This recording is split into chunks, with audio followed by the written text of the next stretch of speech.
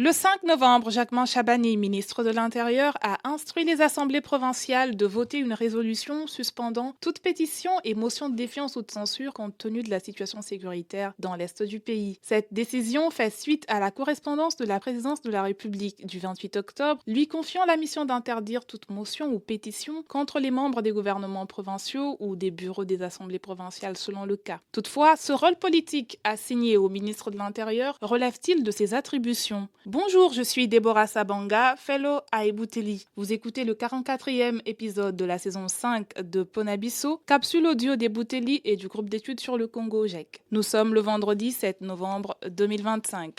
Depuis la relance de la décentralisation en RDC, les institutions politiques provinciales se caractérisent par une forte instabilité. Entre pétitions correctives et motions intempestives, les assemblées provinciales mobilisent des moyens de contre-pouvoir qui, à force d'être répétés, soulèvent des problématiques de portée nationale. Ces initiatives, excessives soient-elles, sont justifiées par la mauvaise gouvernance, le détournement des deniers publics, l'incompétence dans la gestion des provinces, les atteintes aux droits et libertés fondamentaux, ainsi que le retard dans l'examen des initiatives des assemblées. Dans la province du Congo central, par exemple, les récentes pétitions contre les présidents et vice-présidents de son assemblée se sont accompagnées d'une saisine de la Cour constitutionnelle et d'une convocation du ministre de l'Intérieur pour une consultation. Mais cette situation n'est pas un cas isolé. La motion de défiance votée contre le gouverneur de la Tchopo a également suscité la réaction du ministre de l'Intérieur qui n'a pas tardé à convoquer le gouverneur de province, les membres du bureau ainsi que les députés auteurs de la pétition. Il en est de même de la menace de crise que subissaient les institutions provinciales du Sud Kivu.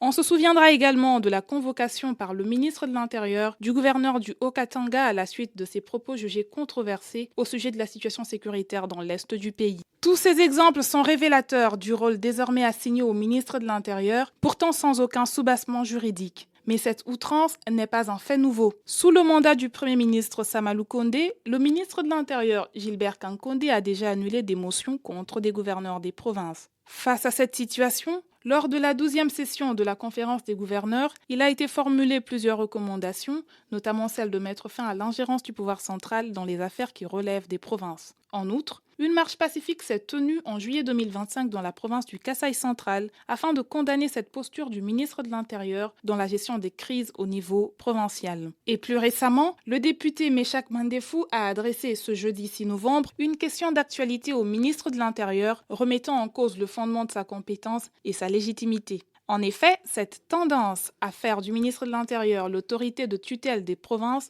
pèche contre les principes constitutionnels de la décentralisation, de la séparation des pouvoirs et de la libre administration des provinces. Pour justifier de telles pratiques jugées inconstitutionnelles, il est évoqué un souci de suivi de la bonne gouvernance provinciale, sans tenir compte du danger que représente cette approche à l'égard du régionalisme politique institué depuis la Constitution de 2006. Ce déclin du régionalisme politique est d'autant plus flagrant lorsqu'au nom du bon fonctionnement des institutions, les assemblées provinciales se trouvent privées de leur mission constitutionnelle, puisqu'astreintes à voter un acte d'engagement relatif au moratoire sur les motions de censure, de défiance et des recommandations. Ce mot de gestion de crise interroge également sur l'inaction des institutions judiciaires face à certaines accusations constitutives d'infraction, à l'instar des détournements de deniers publics. Par ailleurs, il convient de relever deux faits intimement liés. Premièrement, à tort ou à raison, les députés provinciaux qui votent les motions de censure ou de défiance considèrent que l'ingouvernabilité de province est provoquée par le patronage de Kinshasa.